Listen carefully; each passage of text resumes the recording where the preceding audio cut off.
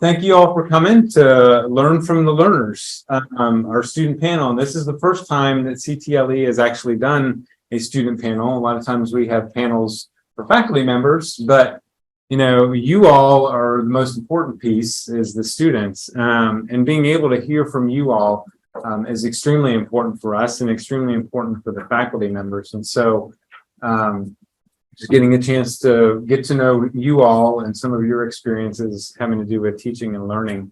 So I'm going to go ahead and turn it over to Frank Orlando, who's going to be hosting the student panel. We'll have a time towards the end of questions. Those that are online, I'm going to keep everyone completely muted, but if you have questions that you want to ask, please put them in the chat. So those are in Zoom, put it in the chat area, and then towards the end, we'll have a time of Q&A for you all to get a chance to talk to the students as well. So, all right, well, thanks. Thanks, Greg. So I'm going to introduce each of the panelists, and as I introduce you, just talk to us a little bit maybe more about your background as a learner. Okay. So to my left, we've got Cole Washko. He's class of 2024. Retired Air Force, major is English professional writing. Just stopped into one of your classes the other day. Yep. And minor in marketing. So Cole, Yeah. tell us more about yourself. Yeah, for sure. So I was in the Air Force. I did 4 years. I was a hydraulic technician. So I worked on B-52s, HH-60 helicopters, a couple different aircraft. But yeah, now I came here, graduated 2024. But as far as learning goes, I'm definitely, I might get this a little bit, from the mechanic background, but I'm definitely kinesthetic. I have to do things. So that's been really good here at St. Leo so far. Like the classes I've been, my professors help with that a lot. So it's been great. Great. Welcome. Robin Burrows is a senior. Major is management and is an athlete on the track team. So Robin. Yes, so as pertaining to learning with me as well, I like to be more hands-on. I like more of an interaction with the teacher where it's like a conversation going back and forth. They're asking me questions and I answer and then I go from there. I also like to learn by getting real life examples so I can know how to apply what I'm learning in the classroom to real life. So that's my learning style. Robin, where are you from? I'm from the Bahamas. Bahamas. I just went to the Miss Black and Gold pageant the other day. Yeah. The winner was from the Bahamas. I feel like I know the Bahamian national anthem. I could sing it all about Bahamian right now. Pia Perthen, class of 2025, major cybersecurity, minor in psychology, from Austria, on our women's golf team and a member of the honors program. Yeah. Yes, so I'm from Austria. That means that my first language is not English. So in general, I've been learning a new language since I'm here and I like it so far. I've learned it in school too, but for learning how I like it is I'm a visual type of learner, but I also like with kind of auditory learning. So both kind of plays a big part in my learning process. And Pia, we had you in class in an honors class last spring, and you felt like your English wasn't ready yet for the class. Yes. But you're taking it now. Yes, I had the faith and politics last year, and it was also my 6th class, so I had to kind of evaluate which one I'm gonna drop. Unfortunately, it was this one because it was speaking in front of so many people, and I didn't feel like I'm ready to talk about Martin Luther King and big topics where I'm not that confident. But this year I'm feeling a lot more confident. Yes. Yeah. We'll see what the debates are coming up. Yeah. Jake Stone, Jake's a business management major with a minor in Spanish and is a Marine. So yes, hi, I was in the Marine Corps for 5 years. I was medically retired. My job in the Marine Corps was as an intelligence analyst with a focus on counterintelligence and international strategic level relations. Since then, I have worked for USAA, Thomas James Management, which is a marketing company, and my last job was with Owens Realty Services, where I was their director of operation. I'm a visual and tactile learner, so if I see it, it usually stays with me, but if I write it down, I know for a fact I'm going to remember it. So I like to use visual tactile not only for learning, but for teaching as well. because I found that it helps with my students, with my previous occupations, to have them not only sit there and listen to me, but interact with me while I was doing it. Great, great, welcome. And finally, we've got Alora Peters. Alora is graduating this semester and is a major in English professional writing. With a minor in religion and legal studies. She's in the honors program and she is a Pasco County local. Yes, so I am a Peter student. I'm also a former homeschool student. I don't know if that's something that's relevant to this panel or not.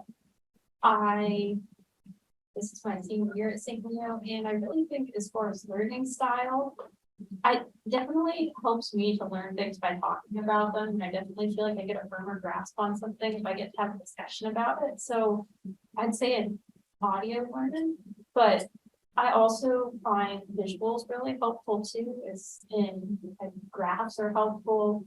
And just being able to draw something out and visualize it too, in addition to talking about it. So I guess I'd say audio visual learning for me. Great. So welcome to everybody. I'll start it off at the beginning in thinking about going into a class for the first time. What types of things do you expect from a faculty member to make a successful class for you as learners? And anyone can start going anywhere. Yeah, I would say for me, just thinking about more like in college and the college experience, and specifically coming to St. Leo because it's such a small campus. I think I just kind of immediately expect to make more of like a personable relationship with the professor versus like a big campus, which is something that I've definitely experienced here. So I think it's just that getting to know each other, not on like a super personal level, but more than you would at a big campus. And just, I feel like that really helps with the learning. You kind of build trust in the professor and you actually, believe more what they're actually talking about, I feel like as well. So I think for me, that's the first thing that I expect. So you expect a deeper personal relationship than one person in the back of a lecture? Absolutely. Yes. I have to agree with that as well. More of a personal relationship and as coming here, as a new student, I feel like you want to feel as welcomed as well. And you want the teachers to make sure that they understand that you're new here and that you're trying to adjust to this life and new different things that you didn't learn from high school. So I think understanding is also an important thing that I expect when coming as a new student. So understand. Yeah. Well, I remember coming here as a freshman with a different education system. I was kind of overwhelmed at first because every teacher kind of did it differently.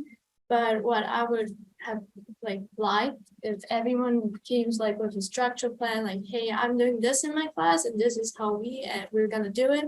And then I know what's going on. I kind of figured that out the first 2-3 weeks, but then I got it. But that would have been great, in the first class. Hey, this is what we're gonna do. So you like structure? I like structure. Yeah. Not surprising. So for me, when I first got here, I would say that I did struggle when I came to St. Leo. First of all, as an individual who's been out of school for about 15 years, coming back to a school environment was a challenge. But the learning system, the D2L, I feel like there should be a class on that one that's a little bit more in depth and that it should be more uniform across the board. So that way it's not as difficult to navigate.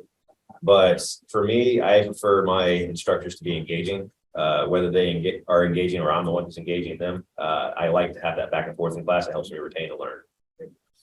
Great.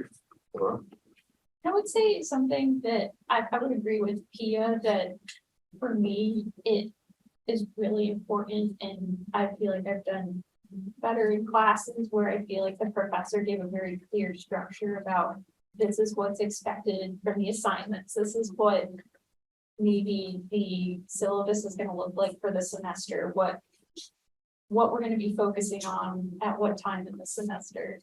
And I feel like that's especially relevant for a commuter because planning when are you going to do assignments around essentially when you're driving, and especially there were times when I was working a job off campus too. And it was really helpful for me being able to plan ahead and see, okay, I've got a big assignment coming up now. I'm going to focus on that around my schedule. So I think that was definitely something that I expected. And I did see it in a lot of my classes here, and I really appreciated that when there were professors that were very much structured, and I had an idea of what the semester was going to look like. Okay, great. From the student perspective, what things, what terms, in terms of your routine, in terms of what you do to prepare for a class and success in a class, what types of things do you think students should bring to be successful in class? I think immediately, the first thing that I was told and what I've done since even in high school, especially through college, is have a planner. And I don't think, something digital is fine if that's what you want to do, but personally, I believe like a physical planner that you're writing things down in, because, he kind of touched on earlier, writing things down, that's going to help you retain them even better. So taking the time to really look through, the syllabus, or look through the weekly course schedule, or look through those things. Say, like for me, I do it every Monday. As soon as I come in the morning, I'm eating breakfast and I'm looking through and I'm writing that stuff down. So I think for me, that's the most important.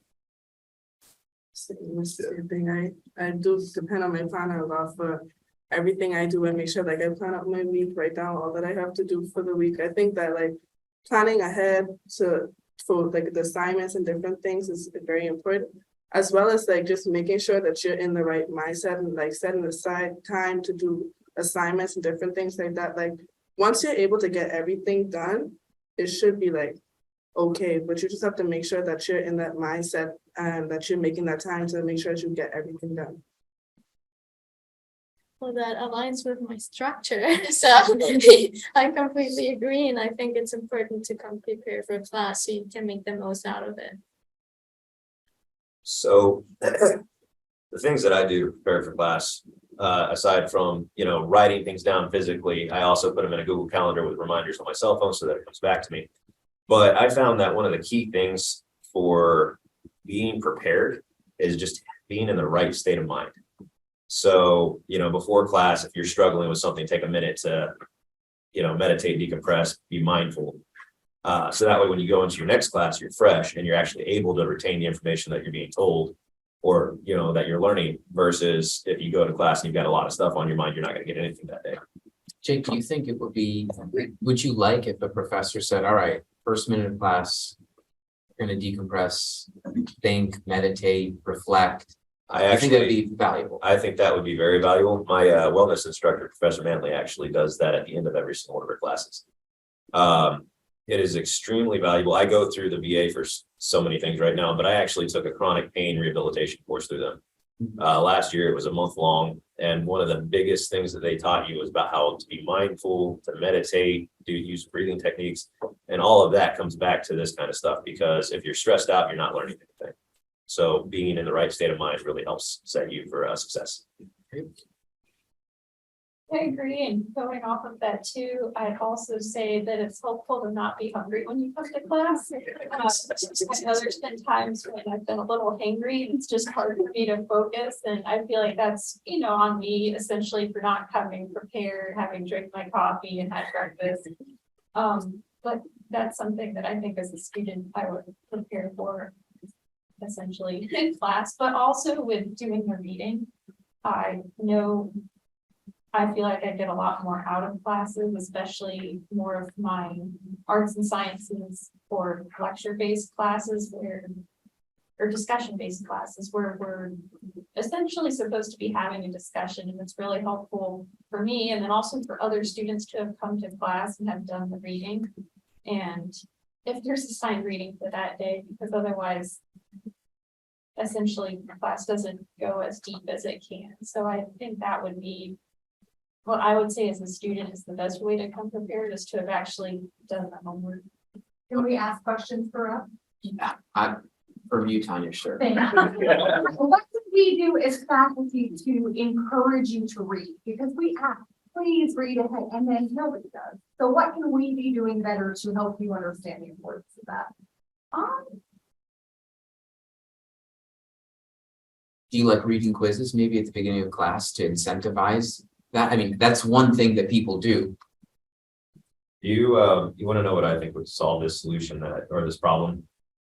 Is a lot of people don't want to do this because it is stressful. But if you put a deadline on something, like, hey, you guys can read ahead, but you need to have this read by this time, and you cement that, hey, you need to have this ready so you can be prepared for this. I feel like it would stick a little bit better than being like, okay, students, just make sure you read this before, we get to this date, or before week 6, because I can tell you right now, I have no idea what week I'm on.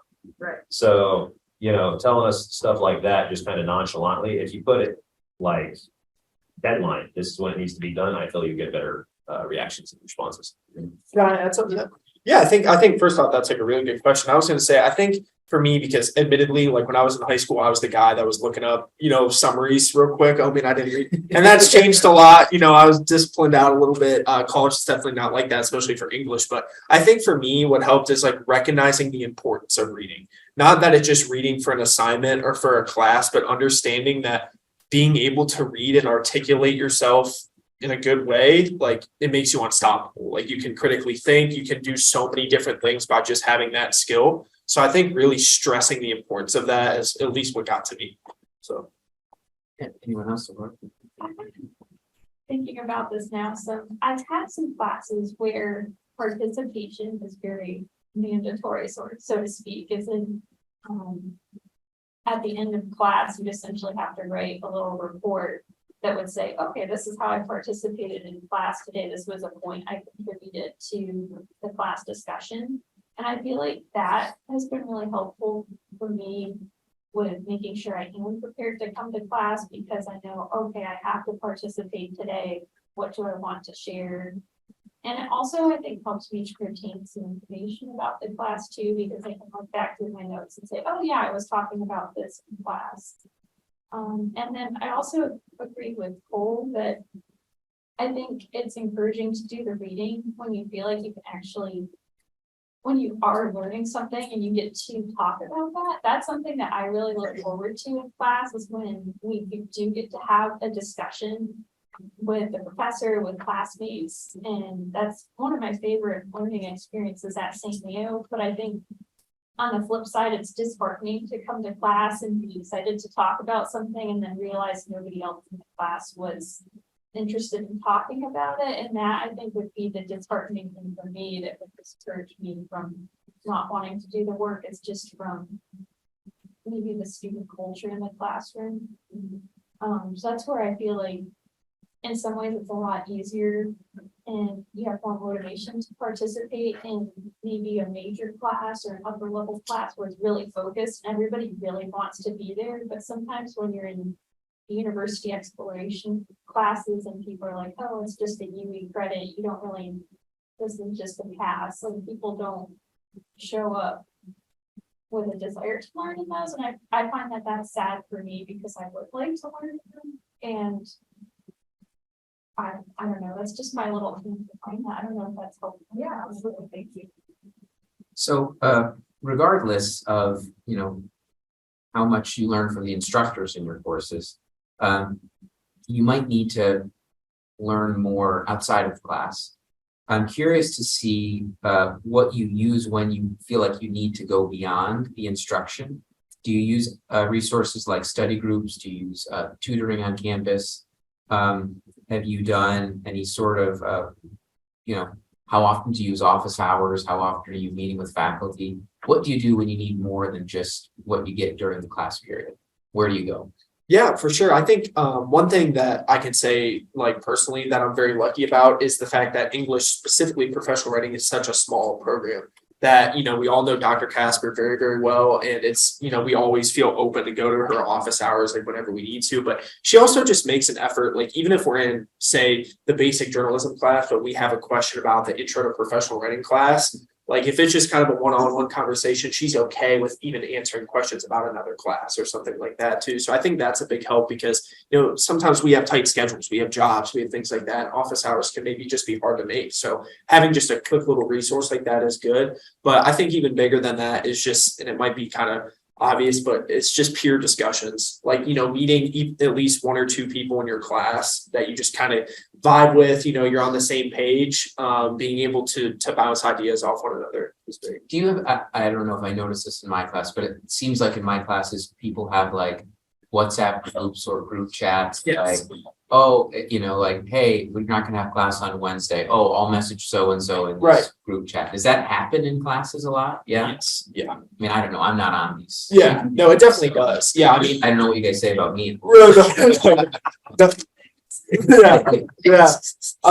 No, I mean, yeah, I definitely have those type of groups again, because my program is a little bit smaller. It's easier to meet those people, but yeah, that helps a lot. Just even with just staying organized, like, oh yeah, we don't have class today. All right, thanks for saving me a trip,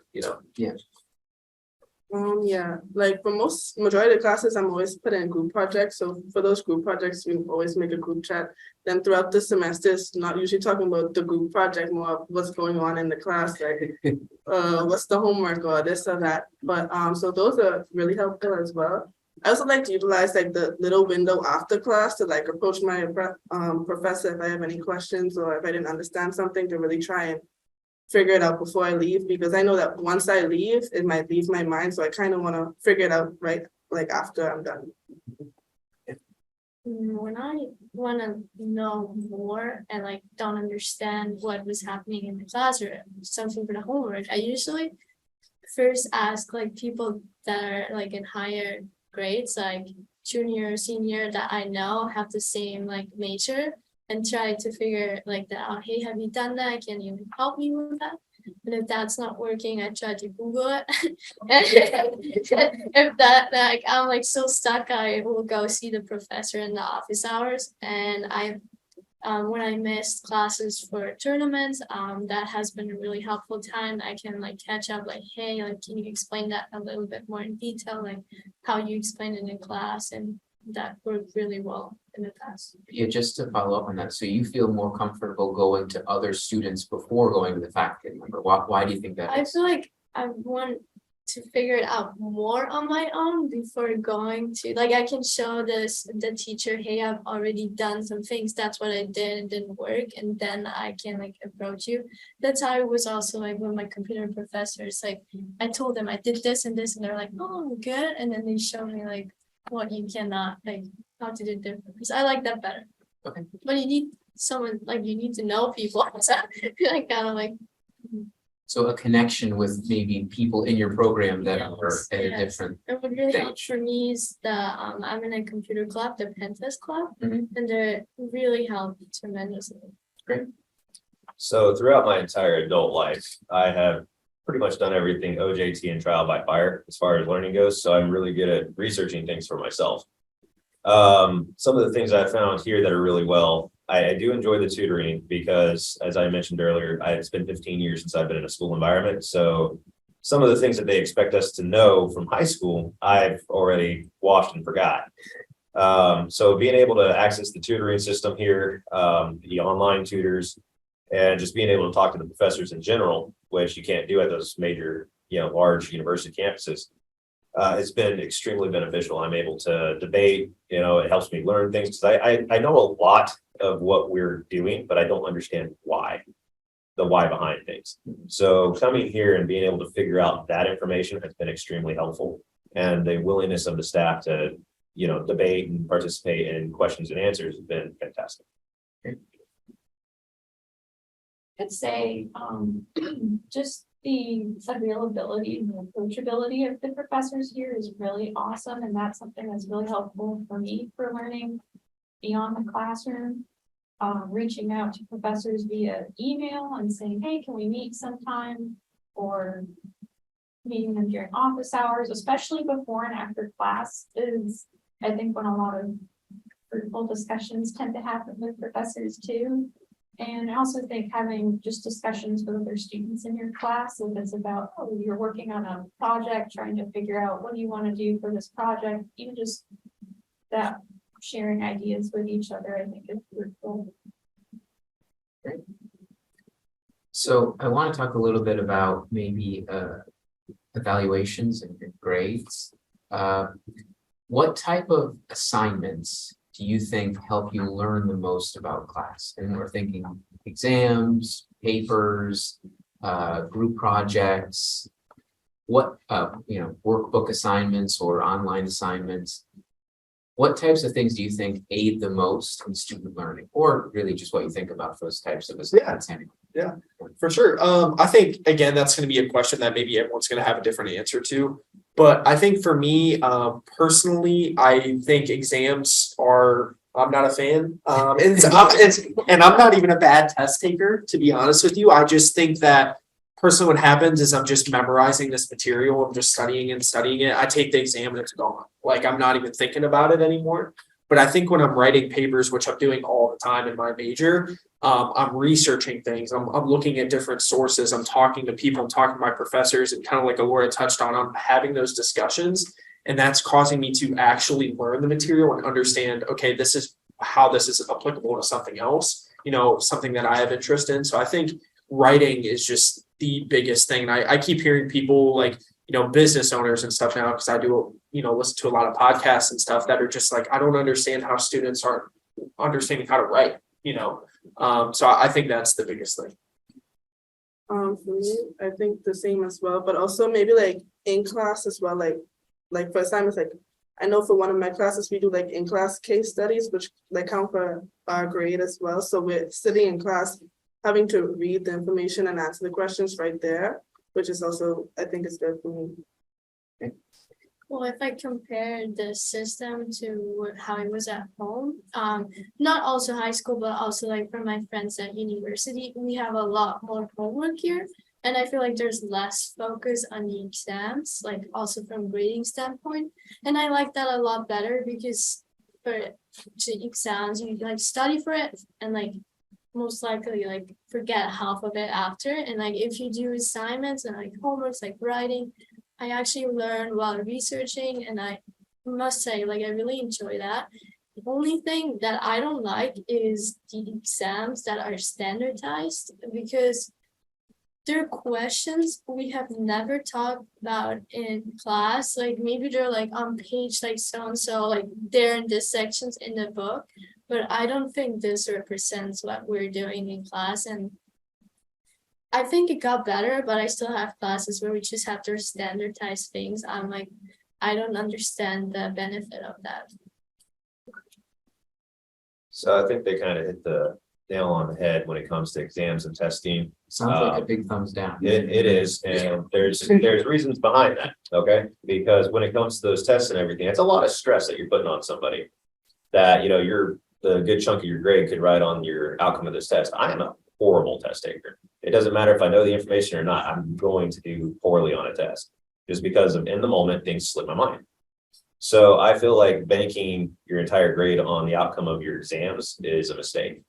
Now, I also agree with him as far as like what's best for learning, because as an employer, I can tell you that I had so many managers that did not know how to write an email, that would just send you one or two lines, not answer any questions, no research done in it whatsoever. I feel like research papers are essential to learning because it makes you use critical thinking. And I use a term that I call the art of active reading, where you're using active reading to really pick all this apart and then actually learn the information. So I feel like essays are a much better, and research papers are a much better use of student time for memorization.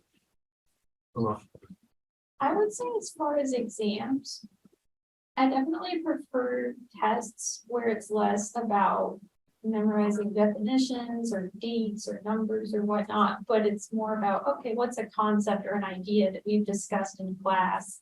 Give an example of it, maybe put it into your own words, essentially more theoretical, I guess, or more essay-based exams. I don't necessarily dislike or mind. I think those can be helpful when it is kind of connecting to in-class learning.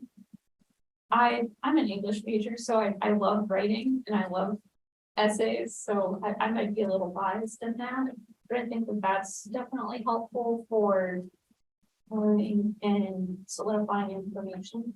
I also like assignments that are in class activities, so more kind of hands-on. I've enjoyed assignments, especially in English classes where maybe we've done something practical in the class. So for example, a journalism class, we'll do an interview in the class and then you write about it, you turn that into your assignment. So I do like those kind of assignments too. Just. Do you view take-home exams differently? I would say yes, because I feel like it might turn more into like an essay, and it's less like the definitions and memorization. It depends on what kind of a take-home exam it is. So, you know, you keyed on it. Professor Riminelli, for his exams, he does, he just basically gives us a paper with topics on it. And then our job is to write 2 essays based on the topics of what we've learned over that time period. For me, that works better because I can just talk about things. You know, I start at a point and I end at a point. I'm not trying to fish through my memory to remember if it's A, B, C, or D. And then especially when A, B, C, or D all look the same. Mhm. So, you know, it's the same word spelled differently, or it's similar sounding words and you're trying to figure out what it is. Those I feel are useless. And then for take-home exams, again, I think that if it's writing, I think it's a good idea.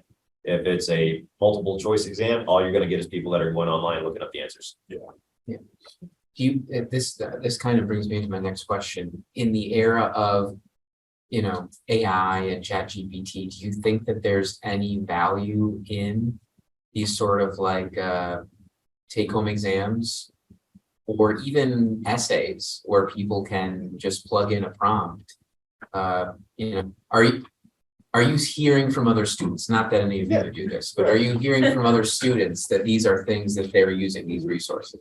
So what I could say first, I'm just smiling because I don't know. But first thing I want to say about with tests is that you know, I think one more point that I just wanted to kind of drill home with that is that, and it's not even just like, oh, you get a bad grade or something. That's not what I'm saying. I just think at times, you know, it can be discouraging to have a test. It's just because like you maybe you're an A student, you're doing great the whole semester. Everything's, you know, you're getting along with your professor, you know, you're on the same page, you got good grades, you know, they know that you know the material, but then you take a test and it's, you know, you get a D or a C or something like that. And then you feel disappointed in yourself. Maybe even the professor's like, you know, what happened? Like, I thought you knew this, you know, whatever. So I think that's just one thing to keep in mind as well. But back to kind of your original question about ChatGPT, the reason I was smiling is because actually Dr. Casper had us kind of do an assignment with ChatGPT that I thought was a great assignment. It wasn't just, hey, plug this in, copy and paste.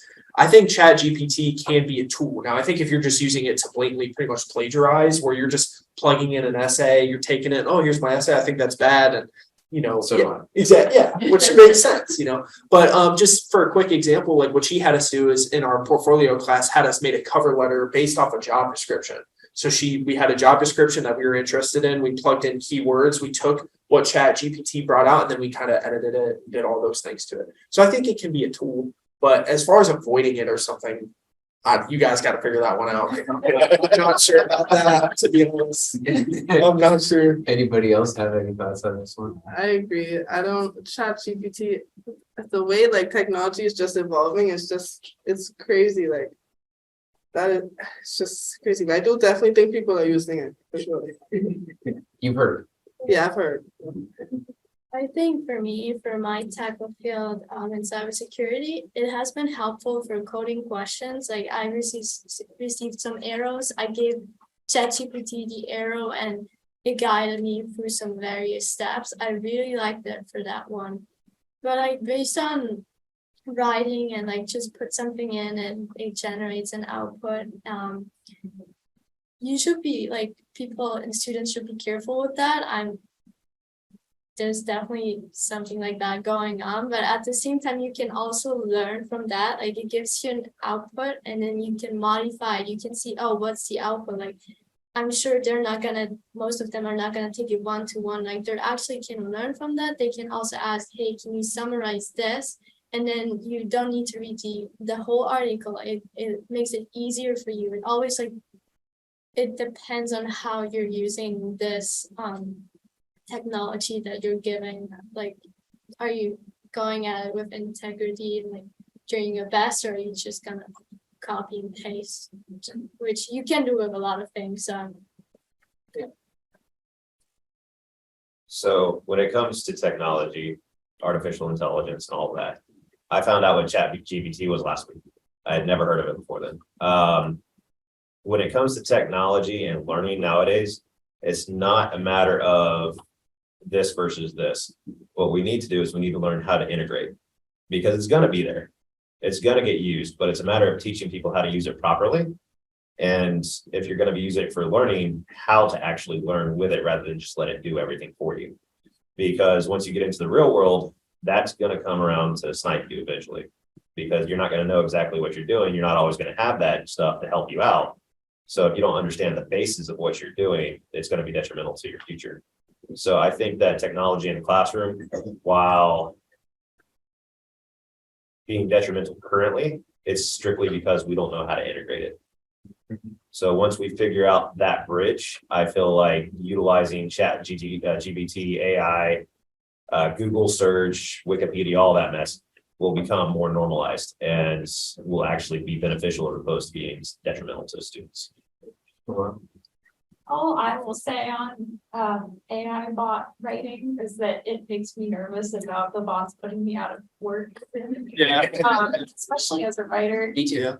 but that's all I have to say on it, is that I love writing, so I'm happy doing it myself, I suppose, and so that's all I'll say. All right.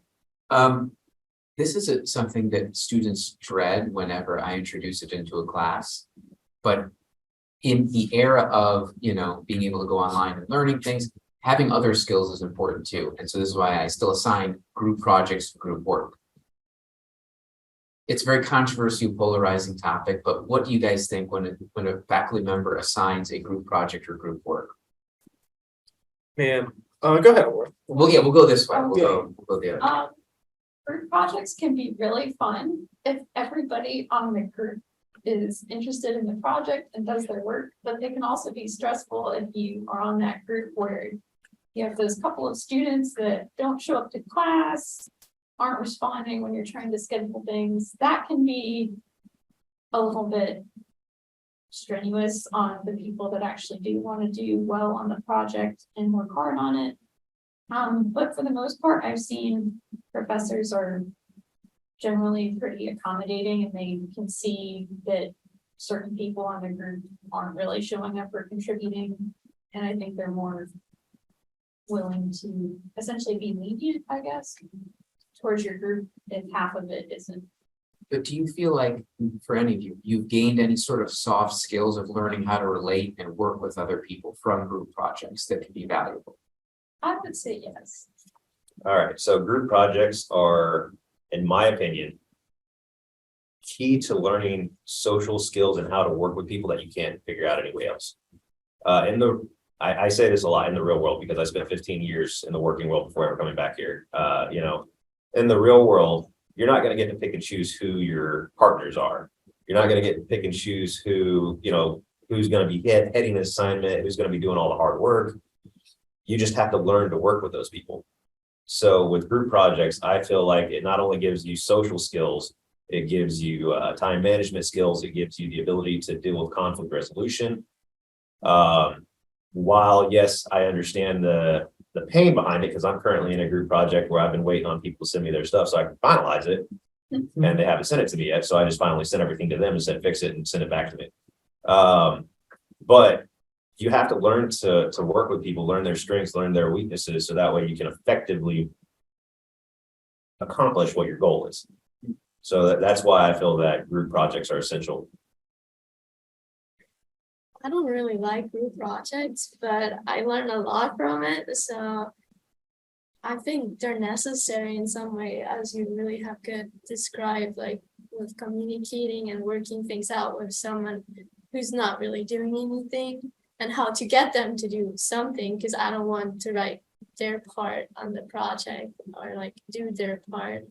So I think that helped a lot. But I mean, sometimes it's really just luck on who you get assigned to, and then you go from there. But it's also important to communicate with the teacher if like one group member is kind of like not that great, like kind of slowing you down or not doing what's supposed to do. So I think communication is really a big part there. I'm a fan of group projects. I like group projects. It's just sometimes the group members, that's the only thing with It's the group. people. Yeah, it's not the project itself. It's just sometimes the It's the people. people. But like you said, it's like in life, you never know, it's different people you're gonna be interacting with. So I think that's a good point that he made, like it teaches you how to like navigate around different types of persons. So I think it's good. It's a loaded question. I'm gonna be honest, they say now that like 80% of being successful in a job is just getting along with other people, and I think that is very true. Accomplishing a task and everything like that. Personally, I do group projects quite often in my marketing, classes. And I would say it's just a matter of getting individuals to understand, kind of like he was saying, how applicable what they're doing now is going to be in the real world. Because I think now people kind of take advantage of it. Oh, I'm a group project. They can do all the work. It is what it is. No one's really going to know maybe. But it would behoove them to understand that that's not the case, because as soon as they get a real job, that's your job on the line. And just like he had said, I spent 4 years in the military as well. If you're slacking off, they're going to know, and they're going to find out. So I think they just need to understand, why it's important. I have a real life example that I can give you guys. So one of my accounts that I had in my last company had an issue where the account wasn't operating properly. We discovered that the manager was lying to us and to the client. And we found out by the client calling us, telling us they were going to kick us out. What that led to was a full-blown investigation where I went down to this location, discovered what the manager was doing, the cliques that he had created, the fact that nobody could work with each other. I fired 75% of the staff, and the remaining 25 improved the work quality of life. Everybody was happy. Everybody worked together really well. And when I hired the staff to replace that 75%, I ensured that everybody I brought in was a team player, knew how to do conflict resolution and everything else like that to avoid another situation like that in the future. It's not always avoidable. It's life, human nature.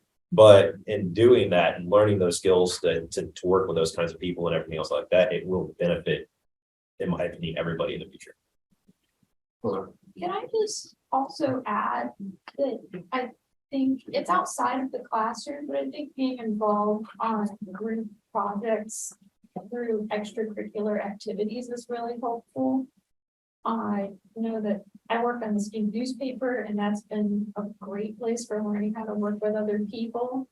Same thing with different honor societies. And I think there's maybe a little bit less pressure sometimes on those, because your grade isn't necessarily on the line if everybody's not working together as functionally as they should.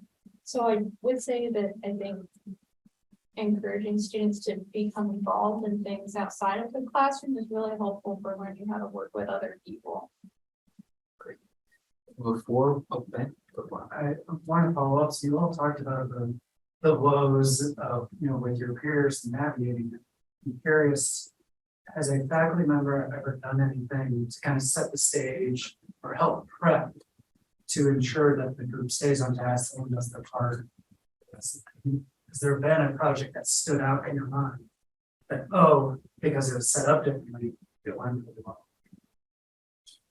well? I can think of actually right off the bat, last semester it was a principles of marketing class with Professor Payne.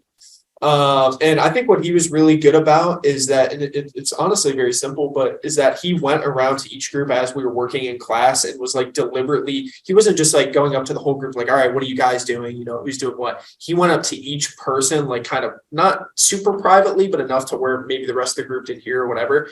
And it made it feel like, you could be way more open with him about, hey, this person's not doing this, or hey, like we're trying to get this part done, but we're struggling because they're not doing this part, or whatever it is, so I think that's just important, having an open line of communication,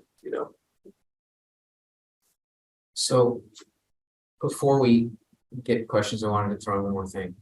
What was maybe the best lesson or lecture or prod or something experience that you had in a class at St. Leah that you remember the most, or that you got the most out of in a classroom setting?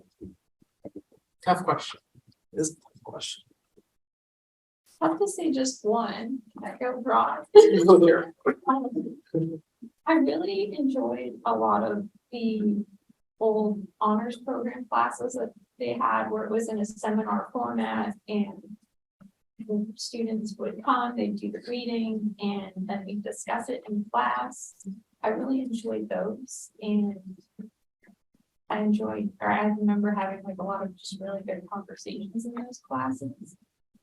I've also enjoyed different classes in the English major, like I said, where we were doing maybe an interview or a project in class, and those were also really exciting, fun to be doing. So I like to be, as I think I've kind of shown, I like to be engaging in class. One thing that I've discovered that did not used to be a thing is the ability to do hybrid learning. So Professor Casper does this really well. We'll be in group projects together or just working together in groups in class, but you don't have to all be there in class in order to do it. We can work with people on Zoom while in class. And for me personally, because I have several health issues and injuries from the military, sometimes I can't make it campus. So having that ability to just for those days pop in through Zoom and I'm still able to work with everybody, I'm not just an observer, I think is a fantastic use of that tool. Awesome. What I just remember, I saw the question, I had to think really like hard about it, but what I really enjoyed got out of like 2 classes in particular. One was also an honors class. It was the value of money.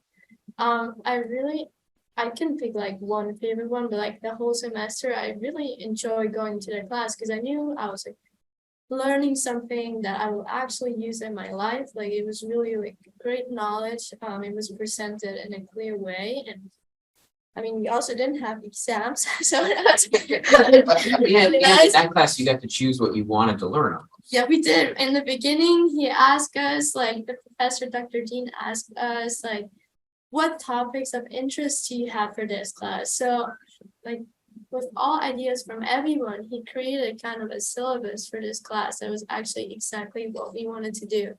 So I feel like this was the best thing that he could have done, and it made it a memorable class. And then for one of my major classes, it was definitely when I had to do I needed to put cables into a network adapter and like do some really like hands-on like real life stuff that really was kind of cool. So that was nice. That's stressful for everybody trying to do wiring.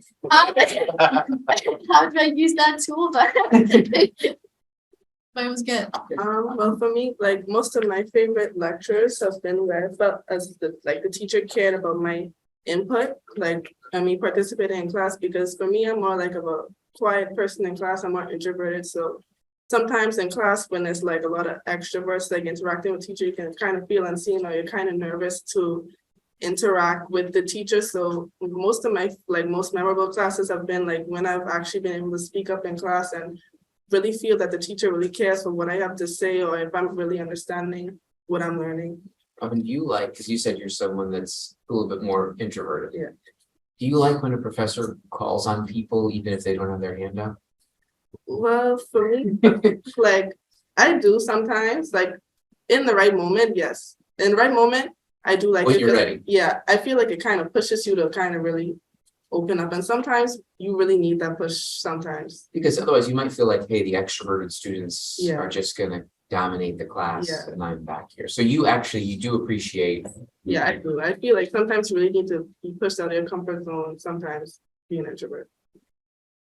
Yeah, and I mean, quickly for me, I mean, I really agree with what Alora said, but honestly, like, I guess a specific class that I could think of. Yeah, sure. Is I took British literature with Dr. Duncan, and it was extremely, and Alora was actually in that class with me, so she can attest to this.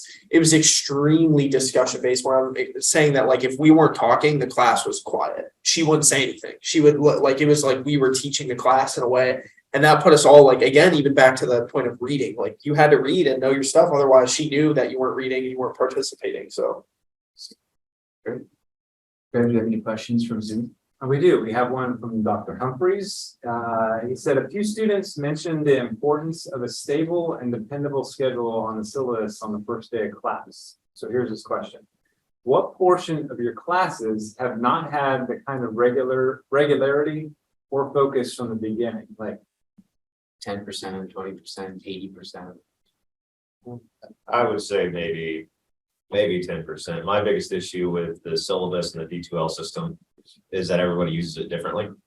If it was more standardized, I think it would help a lot of students. I know for a fact I struggled for the first 2 weeks here for multiple reasons. One was the email wasn't set up properly, so I missed 2 weeks of emails. But I know that if the D2L system was used the exact same way for every single class, I would not miss assignments. And I know I'm not the only one who does. So Do you all prefer printed syllabi or just on D2L is okay? I'd say D2L for me. I think it's more of a, it can't be standardized in that sense because there are people that need to have that paper. So I think that it should be both. And like I said, I think it should be standard across the board. Everybody's set up the same. It will stop a lot of issues people are having where they can't find stuff. They don't know where to submit it. Just yesterday in our first year experience class, we discovered that several people had submitted the assignment that's 40% of the grade to the wrong location. So, I feel that if everything was more standard, you wouldn't run into those problems. And I think that students would be less intimidated. So what have you seen of the classes you take and an instructor that's done that really well and that has been helpful for you from the beginning of class, maybe even before day one, of how they've communicated with you and how they've used the tools to help better your learning? Sure. I was just gonna say, Dr. Duncan again, she has a syllabus, but the way it's set up, every class I've taken with her, it is the same like setup every class. So kind of like he was saying, it's the same always. And it also kind of works as a schedule where it goes through day by day, says what homework is due that day, what we're doing in class that day, what you need to bring to class that day. I mean, it's extremely organized. So I think that's good. I think it's important that on the first day or the first week, the teacher kind of lets us know, hey, on there, I'm going to post like assignment due dates, or like here you can find this, because like sometimes they're everywhere. Like sometimes I find them here, in another class I find them there, and I'm sure people are not gonna search every like little thing. So I think that would be awesome. Like if it's not standardized, if the teacher will tell us where can I find it and what. Yeah, I know I've spent 15 minutes just kind of running through things, trying to figure out where it's at. But I would say that my writing class and my algebra class have been the most effective with D2L because they are pretty much the same. They have the course weekly schedule. They have the assignments where they're supposed to be, the discussion boards where they're supposed to be, and everything you need. It's like chronological. So you're not jumping from one section to the next trying to figure it out. I think it's sometimes helpful having things located in a couple of different locations, just in case you miss it somewhere. So I do appreciate it when professors at the beginning of the semester will send the syllabus out in an email and say, hey, this is the syllabus, check it out before we come to class. And then it's also maybe on D2L, or I like it too when professors at the beginning of the semester will just talk about the syllabus a little bit to kind of set the stage for the rest of the semester. Going back to the original question about the percentage maybe of classes that don't have that clear structure, I would say it is pretty small. I would agree that Dr. Duncan's syllabuses or syllabi are really good. I like Dr. Humphrey's syllabi too. Dr. Casper has like this clear course schedule that has the assignments of what homework is going to be done or what's going to be discussed in class every day. I like that too. She also has a video that teaches you how to use the D2L system. And I think, unfortunately, like those classes that don't have the clear schedule are just the ones that stand out or they just leave a bad mark on your memory. I do just remember this one class where we were almost at the end of the semester and then the professor suddenly said, oh yeah, by the way, I'm assigning like 3 books for you to read. And you have to write, discussion posts on all of them and essays and stuff. And everybody in the class was freaking out because we wish we could have planned it ahead of that. So. Questions from all? Do you have any other ones? Can I give you one more one? Okay. Emails. So I send emails to students And sometimes they're like, I didn't get these emails. They ended up in spam. Like, are they just lying to me? Are they reading them? Where are these emails going? I love getting emails from professors and that's like for me, the best form of communication is if the professor says, okay, here's what I want to tell you, and it's in an email. That's where I think I go first. I don't know if that's just me, but So I you definitely like email communication. like email communication. Well, me too. I really like, I just get it on my phone like a text message. But I can say some of my friends, they really don't look at their emails. I'm like, well, didn't you see that email? What email? They That's really don't do it Yeah. on purpose, but I think they kind of need to realize that this is where the communication is happening. It's also a learning situation for students because again, that's the main form of communication in the working world is through email. So I feel that it's extremely valuable for students to learn. I can tell you that I use my email like she does. It sends me notifications whenever I get a new one. However, I've somehow set myself up for notifications for every single class, and it sometimes sends it multiple times. So every time I get a score upgrade, it freaking sends it 3 times.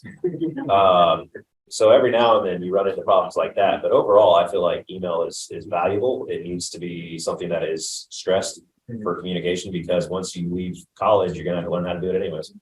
So And I also have to say, like, all of the teachers I've had so far, they're really, really good in answering my emails. Like, I always the next day, I always have every time I have an answer. So that's really helpful. Yeah, I agree. Yeah, it is. So any final thoughts that you have for faculty members that are listening? there should be an email that goes out the very first week from every professor to all their students where they all need to respond to prove that their email is working. Because I went 2 weeks without realizing I had a faculty email instead of a student email, and I missed 2 weeks of assignments.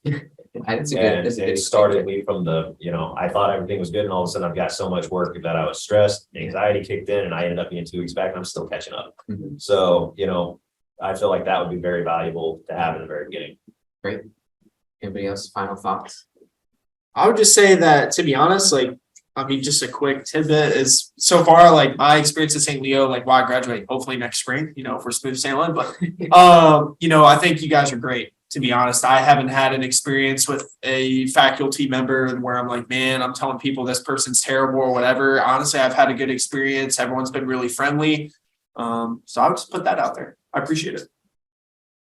I would second that. I think that the teachers here, they're pretty good. I do like them. That's good. I would like to hear that. Yeah. I agree too. I think there's some really awesome professors here at St. Leo. So thank you for everything you do for students. We do appreciate it. And I really enjoyed my experience. We did a great job of picking these panels.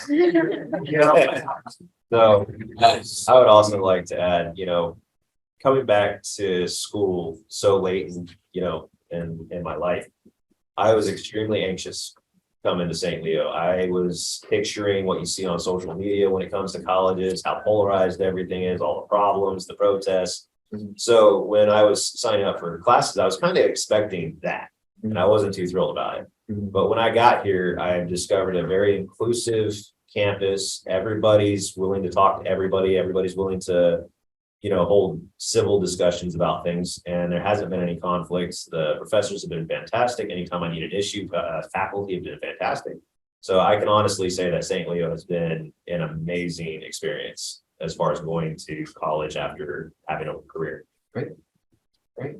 Yeah, and final thoughts? Well, I guess since I'm from another country, even continent, I was kind of unsure what to expect, but I can say I really love it here and how it's set up. And overall, I've had some really, I'm in my 4th semester now, so I really had amazing 4 semesters with obviously some up and downs, but for school aspects, I think I did the right choice to go here.